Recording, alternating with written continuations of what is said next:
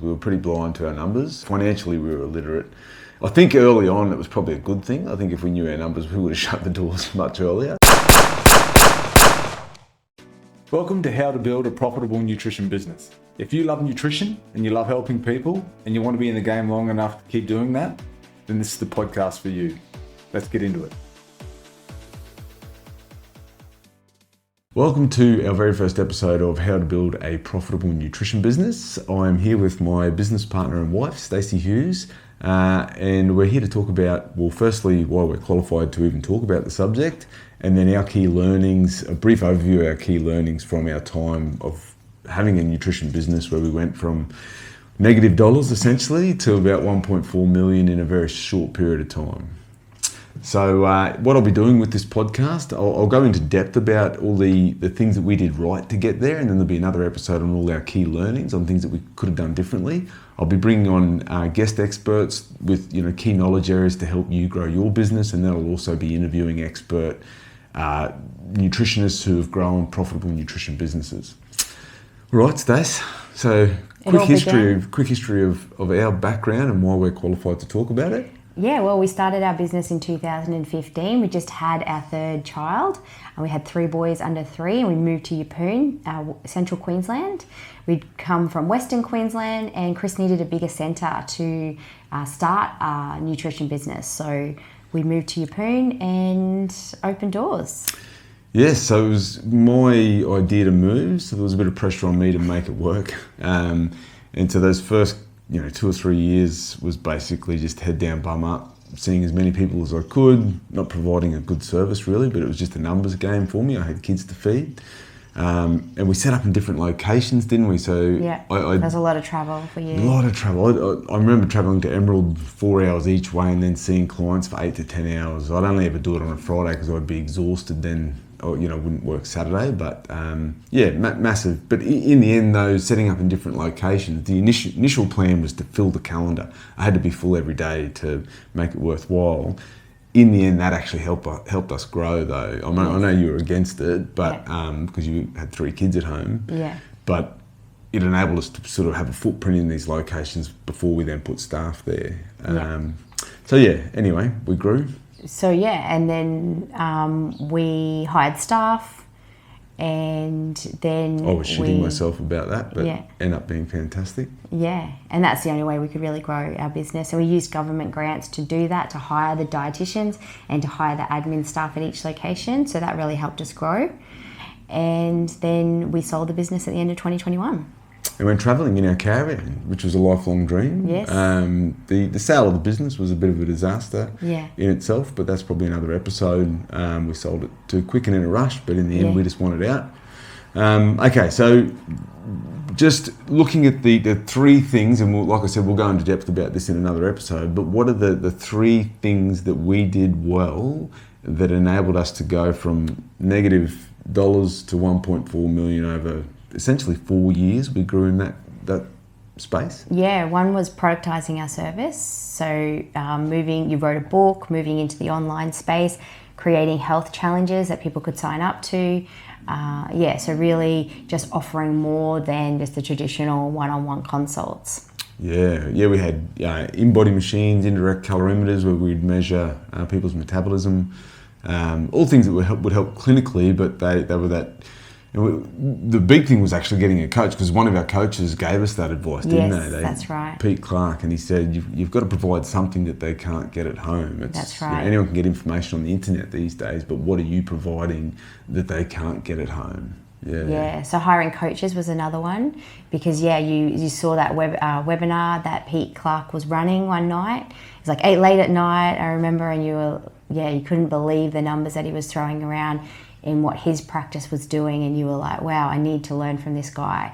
So you made contact with Peter, and we did some coaching with Peter, and that was one of the things, was bringing in more things of value, which were the in-bodies and those other things. Yeah, he was pivotal for our business, Pete. I was just seeing as many people as I could without really any sense of knowing the numbers. And coaches in general was probably something I never considered, but you coming from a business background had really thought to invest in coaches and joining Business Blueprint. Joined Business Blueprint as well.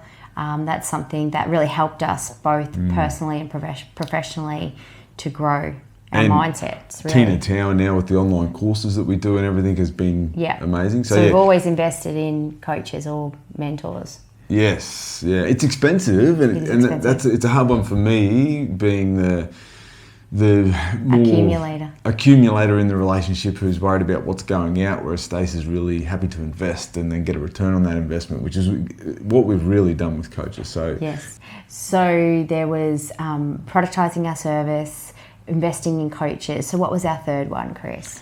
I think it was really understanding the importance of value for the client. So we needed to make sure that the clients felt value walking away from our appointment.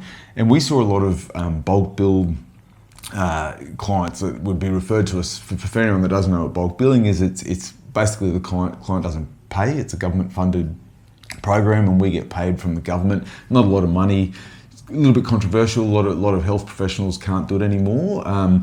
But for us, even those guys, we wanted them to make sure they felt value. They've paid us with their time and we wanted them to feel value. Then they would come on as private, and that's where it was profitable for us as a nutrition business.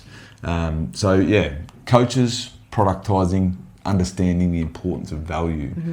What about learnings? Yeah, so one was probably we didn't nurture our list well enough. Like we were collecting emails from our website and also through the clinic, but we didn't nurture them. Like we should have been sending them emails about what to expect before their appointments and then what was going to happen after their appointments, like what other services that we had. So that's something we could have done better, that we weren't doing that as most effective as we could have been, given the list size we ended up having. And we had some great tools to build a list, so we actually had quite a large list. We didn't nurture that enough. Yes. Okay, what else? Our culture, our employee culture, we could have done that a bit better. Initially, we were really great at this, but I think we sort of knew we were going to sell the business, so we sort of changed our tact with that, and probably didn't invest enough in training and regular contact. We always had regular meetings, but we used to do regular training sessions and fun things for the staff, where we sort of didn't invest in that towards the end, and we grew quite big quite quickly. So I remember we were at a conference and they said 0 to 12 employees is the perfect number. As soon as you go above 12 to 50, it's painful.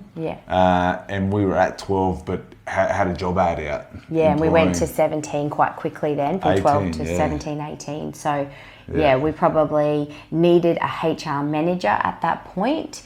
It was too big a role for me, so as well as doing everything else. So that was at the point we needed another level of management. We were a bit burnt out too, I think.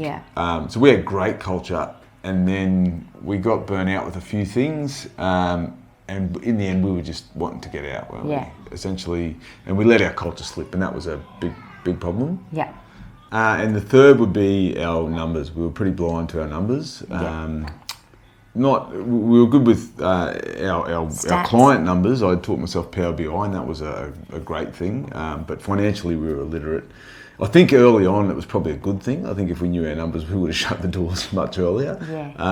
But certainly later on, we could have tracked our expenses a lot better. And we made decisions not knowing our numbers. So we made our decisions, not based on the right measurements. That's right.